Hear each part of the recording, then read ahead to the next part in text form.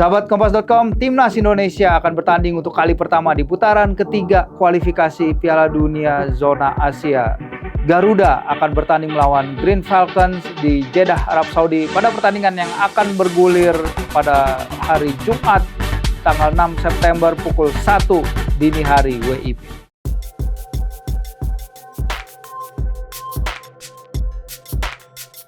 Halo sahabat Kompas.com, kembali lagi nih di Sporty. Nah, seperti biasa kali ini kita akan membahas yang lagi hangat nih di dunia olahraga dan dunia sepak bola pastinya, yaitu dari kualifikasi Piala Dunia 2026 di mana Timnas Indonesia akan main. Nah, seperti biasa gua nggak sendiri di sini. Di sini juga ada Kang Eris, asisten editor bola ya. Kang Eris, apa kabar? Saat Mas Firji, halo sahabat Kompas.com. Ya, gimana udah nggak sabar nih Kang lihat Timnas Indonesia bermain nih? Ya, antusias ya, excited karena memang ditunggu, dalam arti kita akan menyaksikan Timnas Indonesia itu bertemu dengan tim-tim elit dari negara Asia. Kita akan bertemu Arab Saudi, kita akan bertemu Australia, bertemu Jepang, Bahrain dan Cina. Jadi antusias, excited menunggu laga Indonesia di putaran 3 kualifikasi Piala Dunia, Mas. Ya, kalau kita ini ya bikin tulisan gitu buat Timnas itu kelihatan ya Kang ya lagi keangkat banget ya soal Timnas itu. Kalau menurut Kang Eris apa topik-topik yang lagi menarik nih dari Timnas sekarang? Kondisi update ya ditunggu oleh pembaca kita ataupun para pencinta sepak bola Timnas gitu ya Mas ya. Gimana saat ini persiapan di sana di Arab Saudi, bahkan terakhir update-nya itu di sana mereka latihan dalam kondisi hujan. Oh, hujan ya, hujan, betul. ya hujan deras. Kemudian juga gimana performa peningkatan saat latihan gitu. Karena itu juga menjadi hal yang ditunggu oleh pencinta sepak bola Timnas kita, bahwa update terkini, kemudian juga menjelang laga lawan Arab Saudi ini, bagaimana kondisi pemain, kemudian juga yang ditunggu itu bisa jadi soal komentar dari Sintayongnya sendiri, Mas. Betul. Kadang dia itu bisa munculkan motivasi buat pemainnya, bahkan yang kemarin juga disebut, yang penting bekerja keras dulu lawan Arab Saudi. Gitu. Daya juang ya, karena dia Coach Shin juga udah bilang emang dari peringkat FIFA Indonesia memang jauh ya, dan kita itu di peringkat sekarang 133, kita akan menghadapi Jepang nih Kang, peringkat 18. Australia peringkat 24, Arab Saudi sendiri lagi peringkat 56, belum lagi Bahrain di peringkat 80 dan juga China ya di 87, peringkat 87. Jadi untuk kelolosan nanti gimana ya? Maksudnya kita nggak usah terlalu ngomong soal kelolosan, tapi kan ini di jalur ini kita sebenarnya berada di fase di mana kalau kita bisa mencapai peringkat tertentu bisa lolos langsung Piala Dunia ya Kang ya? Iya, jadi betul tadi, setuju Mas Firji, bahwa kita saat ini utamanya adalah rasa antusiasme kita sebagai pecinta sepak bola ya, utamanya Timnas Indonesia berada di grup elit negara Asia. Kita tahu bahwa 3 negara dari grup C ini itu adalah peserta Piala Dunia 2022 lalu Mas ya. 2022. Itu ada Jepang, kemudian ada Australia dan ada Arab Saudi. Tadi yang seperti Mas Firji bilang bahwa secara peringkat kita yang paling rendah Mas ya. Saat ini Timnas di peringkat ke-133, kemudian yang paling baik itu Jepang ya di peringkat 18. Sementara terdekat ini kita akan lawan Arab Saudi di peringkat 56. Nah, bicara tentang kelolosan tadi, nggak ada yang tidak mungkin sebenarnya, meskipun kita harus melihat sisi realistis. Bahkan Sintayong pun pernah mengungkapkan bahwa yang akan lolos ini otomatis kan nanti peringkat 1 dan 2 Mas. 1 dan 2 ya. 1 dan 2, kemudian nanti peringkat 3 dan 4 itu dia akan menuju ke fase playoff. Target realistis dari Sintayong adalah peringkat 3 dan 4 sebenarnya. Gitu. Dia pernah mengungkap hal itu, cuman dia tetap satu sisi pun tetap ada rasa optimistisnya. Dia mengatakan tapi bola itu bulat, bahwa ya dijalani aja gitu dan bekerja keras aja gitu. Iya, optimisnya juga kita mungkin tanpa memberikan beban yang berlebih ya Kang ya terhadap teman-teman di Timnas. Kita tahu pasti nanti akan sangat berat di lapangan, dan kalau berada dalam tim yang punya pressure seperti Jepang dan Arab Saudi pun nanti bisa saja nggak menutup kemungkinan apabila nanti siapa tahu akan ada kesalahan-kesalahan seperti yang dilakukan. Nah tapi itu bukan alasan untuk menghujat teman-teman timnas ya, membuli mereka dan lain-lain. Karena memang ini udah kita masuk level yang sangat berbeda, di mana Vietnam dan Thailand, ya, dua rival kita Asia Tenggara itu sebenarnya pernah masuk di putaran ketiga ini juga ya Kang ya. Tapi dari 20 pertandingan mereka hanya mengambil 1 kemenangan dan 3 seri secara akumulatif dari 2 kualifikasi Piala Dunia terakhir. Benar-benar fase yang sangat sulit ya. Nah, ya Sintayong tadi udah bilang secara target dan lain-lain. Tapi kalau dari skuad, apa yang Kang Eris lihat dari skuad yang Sintayong punya sekarang? Sintayong sejauh ini kan sudah memanggil 26 pemain Mas ya, 26 betul. pemain timnas. Nah dari kombinasi pemain itu sendiri menariknya itu seolah terbagi ya. Ada yang berkomposisi bermain di liga lokal kita, kemudian juga banyak yang berkompetisi di luar negeri. Kalau tidak salah komposisinya adalah 13 di luar negeri, 12 di liga lokal kita, dan 1 Tom Hai belum punya klub, masih nyari klub, masih nyari klub ya. Cuman pasti Tom juga akan menjadi salah satu andalan lini tengah Sintayong ya dengan pengalamannya gitu. Nah skuad timnas ini menariknya adalah bahwa Sintayong tidak begitu banyak mengubah komposisi pemain dari yang sebelumnya pernah dipanggil gitu Mas ya. Kita bisa lihat misalnya kita punya pemain yang saat ini mungkin bisa dibilang paling berharga mungkin ya, tidak menafikan, tidak mengenyampingkan pemain yang lain. Kita punya Bang Jai Ijes gitu ya. Betul. Dia sekarang berkompetisi di Serie A, di kasta teratas Liga Italia. Kemudian juga kemungkinan karena kita lawan Arab nanti kita akan kehilangan Justin Hubner Mas ya. Dia akumulasi kartu, kemungkinan sih si STY akan mendampingi Jai ini pasti dengan Rizky Ridho ya. Rizky Ridho ya, dia salah satu juga pemain kepercayaan STY gitu. Sintayong. Kemudian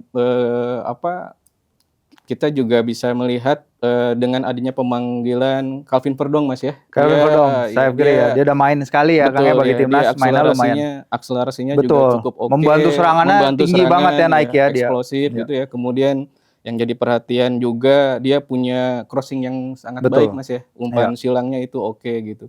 Kemudian di lini tengah ya Tom Hai, kemudian ada Nathan, kemudian di sayapnya juga nanti ada Asnawi, kemudian bisa dibantu oleh akselerasi di sebelah Witan juga ya, ada Egy ya. Ada Egy, kemudian Witan, dan di lini depan kita punya ada Ragnar, kemudian ada Rafael Struijk. Jadi melihat dari komposisi yang ada, minimal kita dan mudah-mudahan minimal setidaknya bisa mengimbangi Arab Saudi Mas, dari skuad timnas ini, karena bisa dibilang ini kolaborasi yang apik menurut saya Mas ya. Jadi ada pengalaman di luar negeri, kemudian juga di lokal kita juga ada. Ya mudah-mudahan soal strategi, soal formasi, Sintayong mudah-mudahan bisa dapat taktik yang oke sih nanti, yang efektif saat lawan Arab Saudi nanti Mas ya. Betul, emang itu.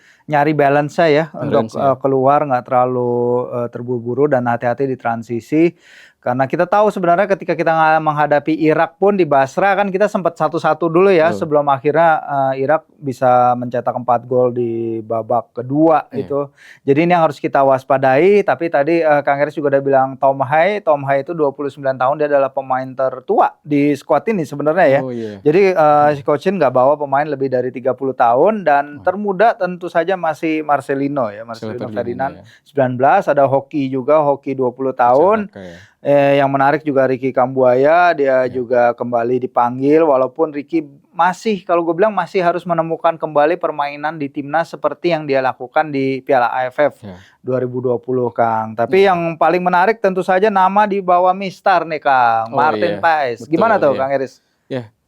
Martin Paes sejauh ini kan untuk lawan Arab Saudi ini dia masih belum bisa main Mas ya. Karena soal administrasi pendaftaran waktu itu. Karena kita juga bersyukurnya memang Martin Paes sudah resmi bisa membela timnas kita. Sudah bergabung. Cuman untuk lawan Arab Saudi ini ada administrasi di pendaftaran, sehingga untuk lawan Arab Saudi dia masih belum bisa main. Dan kemungkinan dia akan menjalani debut nanti saat lawan Australia nanti di GBK Mas ya. Nah, tapi di posisi penjaga gawang ini kita masih punya ada Hernando Ari, Mas ya, Yes. di situ Hernando Ari, kemudian Nadeo, juga Ya, ada Adi Satrio ya, penjaga gawang PSIS Semarang gitu. ya.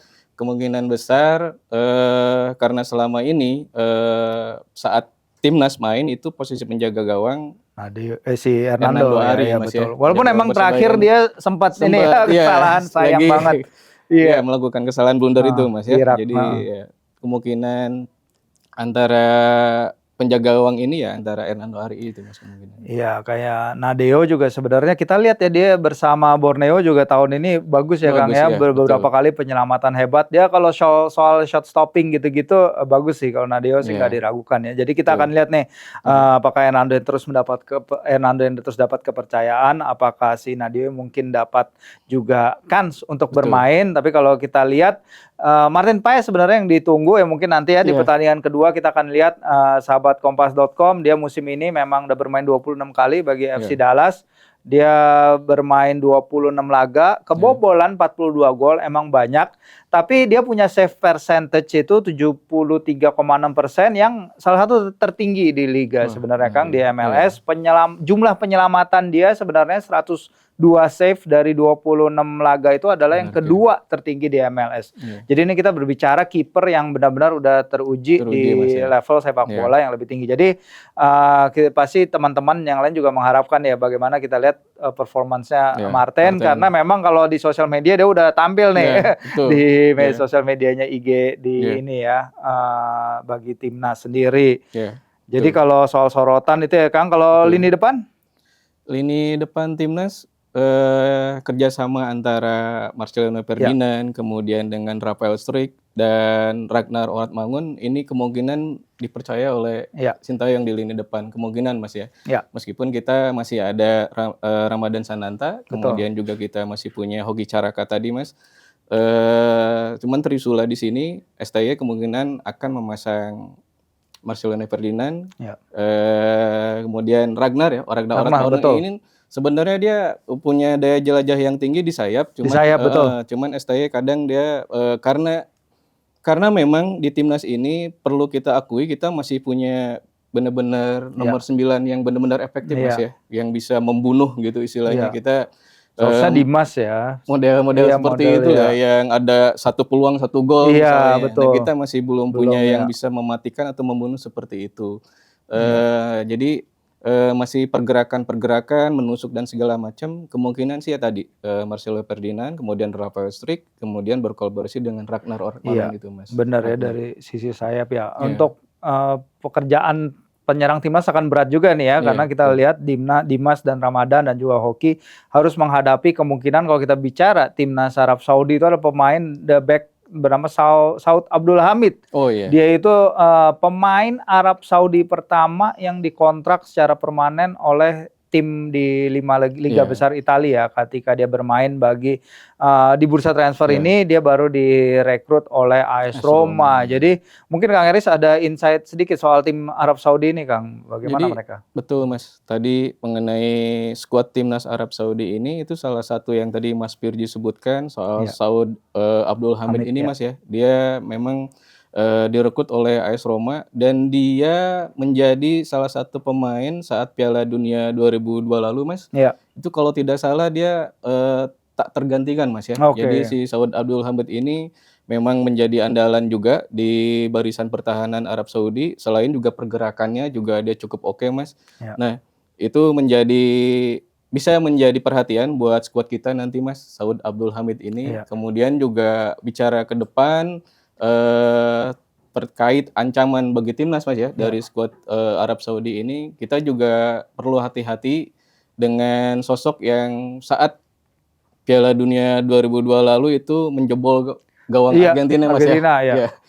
Jadi saat itu betul. Jadi salah satunya itu ada Saleh Al-Sehri ya. Saleh Al-Sehri itu dia membobol gawang Argentina, kemudian juga punya catatan yang cukup baik di timnas Arab Saudi. Dan ada juga salah satunya juga yang menjadi aktor kemenangan Arab Saudi saat melawan Argentina itu juga, dan sekarang juga stabil permainannya itu ada Salim Aldosari itu Mas. Salim Aldosari itu. Jadi termasuk juga ada satu striker yang saat Hmm. di era Mancini ini juga dia menjadi mencuat namanya, dan itu disosok dalam diri Firas Al-Buraikan, Mas, Oke. itu. Firas Al-Buraikan ini juga kalau tidak salah di 3 laga terakhir Arab Saudi dia selalu menyumbang gol, Mas, Oke, bahaya gitu. juga ya. Iya. Oke. Jadi ya patut hati-hati sangat ya, sangat hati-hati dalam Ya, arti, kita tandang, kemudian kita akan melawan tim yang pengalaman di level dunia gitu dunia, ya. betul. Jadi, tetap kerja keras, fokus, Ya, dan ya hati-hati dengan semua pemain sih intinya. Semua betul, pemain Kang. Arab Saudi harus kita waspadai. Ya. Nah, Kang Eris, Ya, kita tadi Mas, udah bicara soal Timnas Indonesia dan Arab Arab Saudi. Saudi. Nah, sekarang kita akan berbicara langsung nih berhubungan dengan kolega kita yang ada di Arab Saudi sana, jurnalis senior Bang Wah, Haris Pardede yang wah, Bang sudah Haris. datang langsung ke Jeddah, Arab Saudi. Kita lihat di segmen berikut ini. Nah, sekarang sahabat Kompas.com kita udah bareng nih langsung sama Bang Harpa, Haris Pardede langsung dari Jeddah, Arab Saudi. Jurnalis senior yang kayaknya sering ya Bang ya ngeliput timnas secara langsung ya, dia ajang apapun ya Bang. Ya kita kayak air mengalir aja kan, para timnas gitu aja. Gimana kondisi Jeddah Bang? Ya Jeddah seperti negara Timur Tengah pada umumnya, panas-panas lumayan, panas-panas banget. Cuman sedikit flashback ke hari Senin, gue sampai di Jeddah tuh hari Senin jam, ini pakai waktu Indonesia Barat aja biar teman-teman gampang. Itu jam 7 malam hari Senin. Nah kemudian malamnya beberapa jam kemudian itu diguyur hujan lebat, sekenceng-kencengnya kayak tumpah, dan petir juga dan lain-lain, agak sedikit ngeganggu juga mobilitas. Jadi sekedar informasi di sini kalau hujan itu agak sedikit kacau lah gitu. Bahkan juga dari informasi teman yang gue dapat di sini itu sekolah kadang suka diliburin gitu loh. Cuman kalau untuk timnas, ya kalau untuk timnas mungkin ada bagusnya karena suhu udara jadi agak sedikit drop, dan ya ini agak lumayan lah mengurangi suhu panas yang kalau siang itu agak lumayan nyes juga gitu. Kalau kita keluar nih ke jalanan sampai 38 derajat bahkan 39 gitu ya. Walaupun nanti kita main itu hari Kamis itu jam 21.00 waktu sini. Jadi mudah-mudahan temperaturnya agak sedikit drop dan nggak mengganggu stamina para pemain kita. Ada perkiraan hujan nggak Bang pas nanti hari pertandingan? Enggak sih. Kalau menurut teman-teman yang memang udah lama di sini, itu biasanya kayak gitu tuh jarang banget. Kebetulan gue nanya, habis hujan gede gitu biasanya nggak ada lagi. Itu aja jarang hujan gede seperti itu bulan-bulan September gitu. Oke, wah Bang, kalau di sana kemarin juga ada cerita kan menghadiri sesi latihan timnas. Gimana Bang melihat pasukan Sintayong di sana? Ya, yang pertama yang menarik perhatian gue adalah Martin Paes. Mungkin teman-teman juga sudah baca ya di berbagai platform latihan, dan kemarin dia latihan lagi ada bersama dengan Justin Hubner. Ya walaupun Hubner kita semua tahu dia nggak bisa tampil, nggak available lawan lawan Arab Saudi nanti. Nanti lawan Australia baru dua-duanya tuh available. Cuman mereka ikut latihan, dan ya Martin Paes lu bisa lihat lah. Kebetulan gue juga seorang kiper, itu memang goks lah. Ya latihan-latihannya lebih mantep, posturnya juga tinggi menjulang. Ya pokoknya dari postur aja tuh bikin lawan mungkin agak sedikit respect dan jiper lah. Itu yang pertama. Yang kedua ya suasananya berlangsung seperti biasa, bukan ceria. Kalau deg-degan pasti.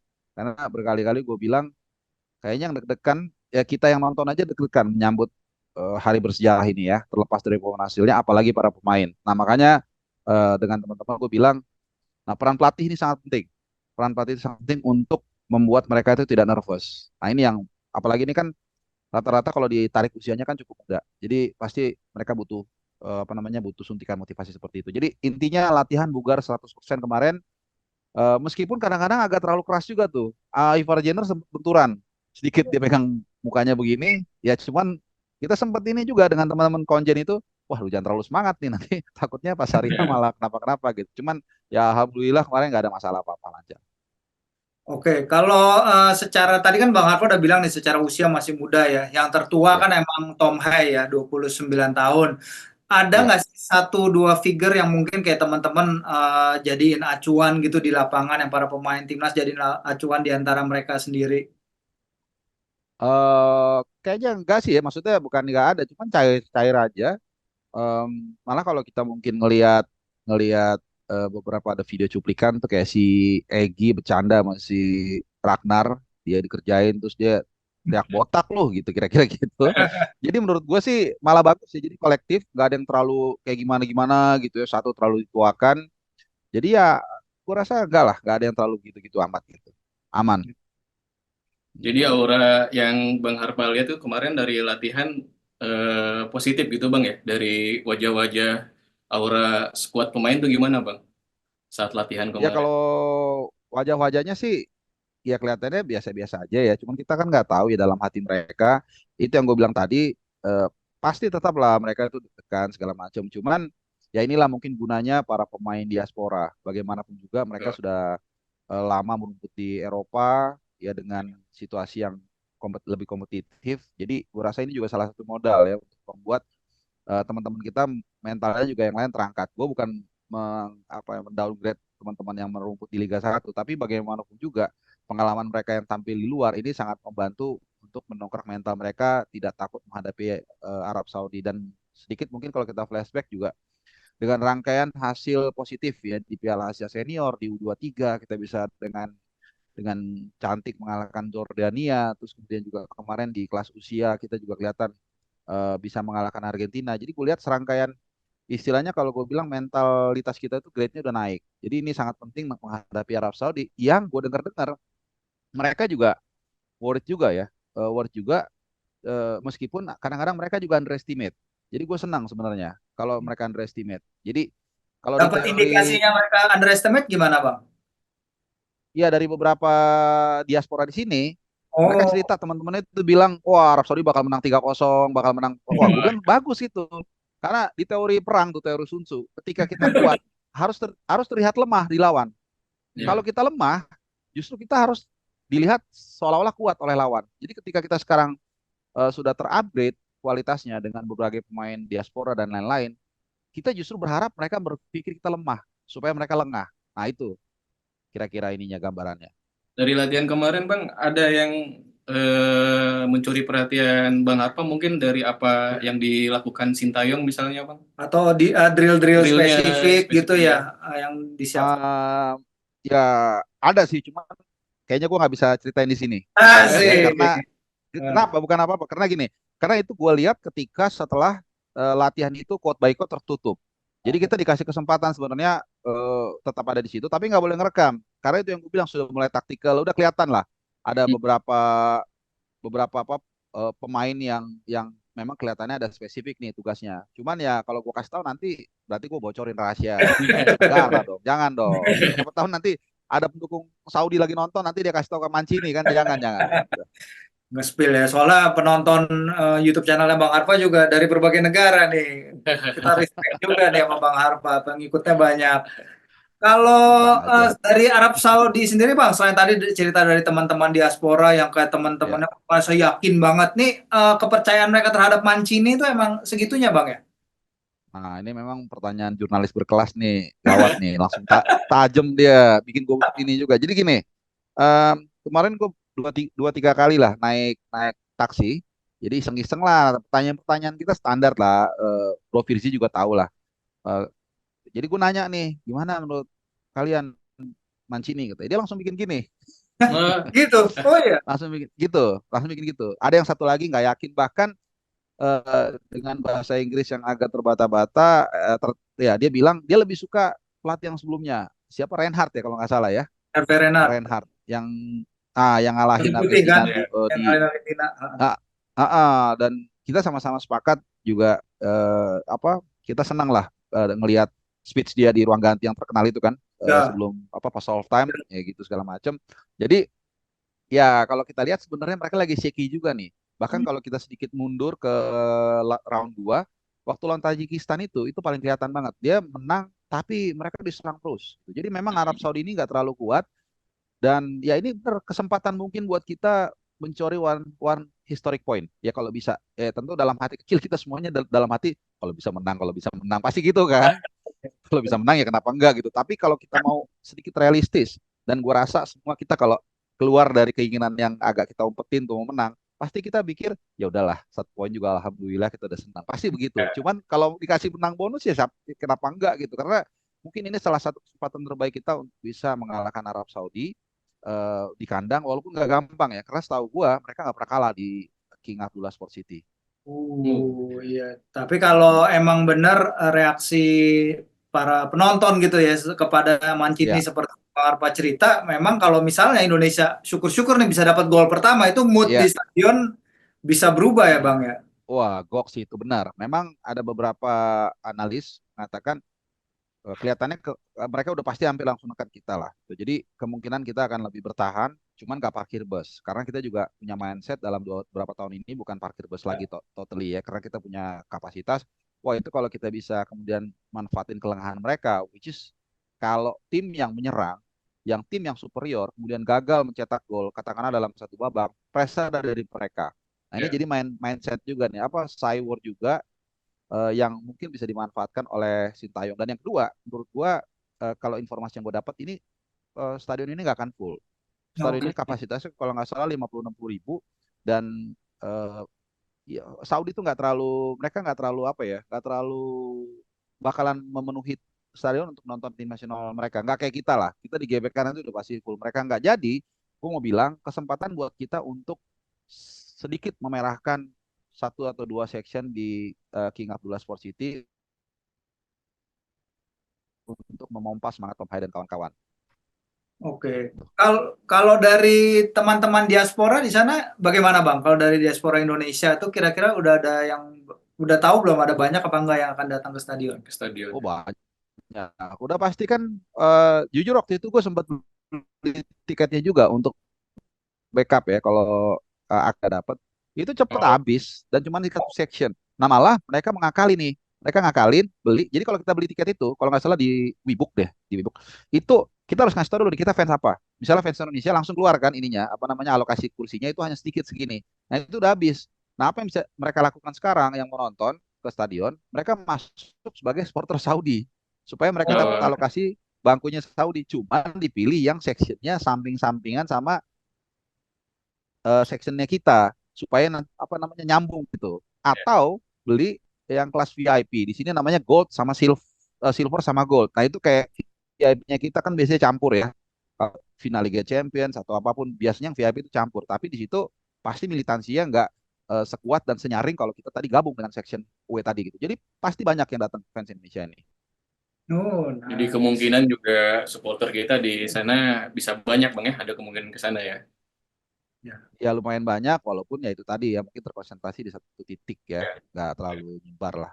Ya, it's okay. Tapi ya kita lihat betapa besar efeknya yang dari laporan Bang Harpa juga ya Iya. ketika di Qatar kemarin luar biasa sekali para fans Indonesia kalau lagi berkumpul mendukung timnas ya luar biasa. Ya. Jadi Bang Harpa habis ini kita rekaman ini sehari Rabu dan habis ini Bang Harpa akan ke pressconnya Mancini dan Coachin ya juga ya Bang ya. Ya, Kira-kira apa nih, Bang ya. yang mau ditanyain ke Mancini di nanti presscon? Nah, gue juga belum siapin sebenarnya. Mau nanya apa nih? Gue fokusnya ke STY sih. Ini juga jadi ngasih gue apa namanya ide juga ya. Gue akan pikirkan itu. Tapi pasti ini pertanyaan yang menarik ya. Kita yang generasi-generasi mungkin 90-an, 2000-an awal pasti semua tahu Mancini ya. Jadi gue juga pengen mengambil kesempatan itu untuk nanya ke mereka. Tapi yang pasti sedikit gue mungkin informasikan juga setelah presscon. Jadi nanti jam 1 siang, jadi jam 5 sore waktu Indonesia Barat di Radisson Blu Hotel. Nah, nanti setelah itu malamnya itu seperti biasa lah pada umumnya kita akan melakukan pitch testing. Jadi kalau kemarin itu latihannya di luar stadion, di Oh, luar oke. stadion yang kita pakai, kayak ada lapangan latihan, kayak JIS kan ada tuh lapangan latihan di luar.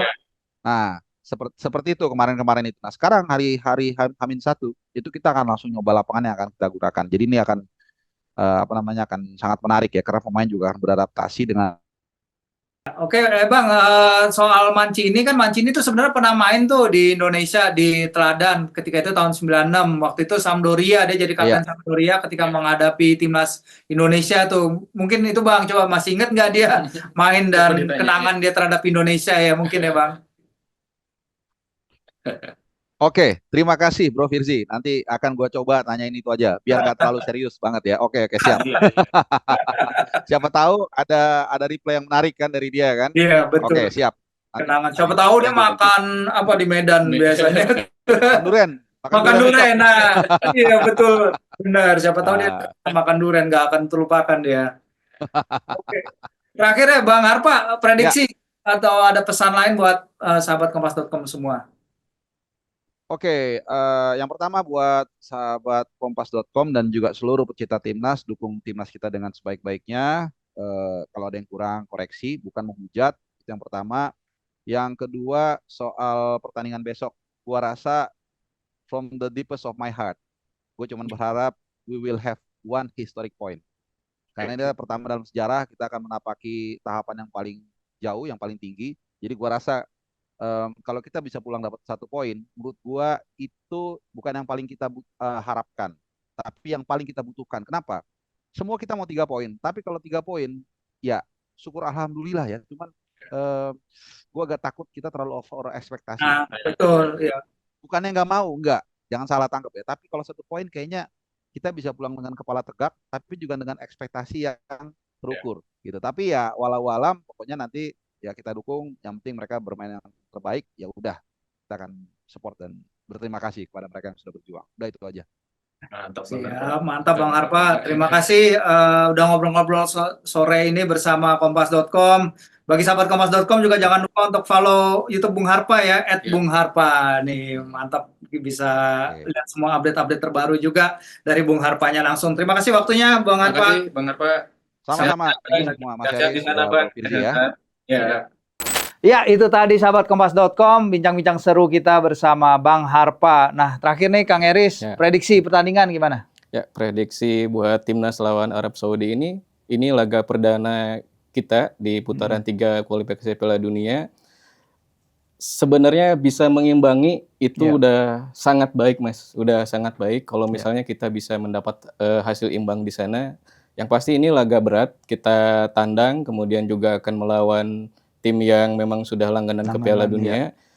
Saya selalu optimistis kalau misalnya membawa nama negara, Mas. Ya. Jadi berharap laga nanti prediksi saya adalah imbang. Berapapun skornya, intinya berharapnya imbang. Jadi prediksi saya ya imbang. Gitu. Siap. Oke, luar biasa Kang Eris. Nah, sahabat Kompas.com juga silakan tulis ya prediksi kalian di bawah kolom komentar bagaimana timnas nanti akan bermain. Sampai kita bertemu lagi setelah pertandingan.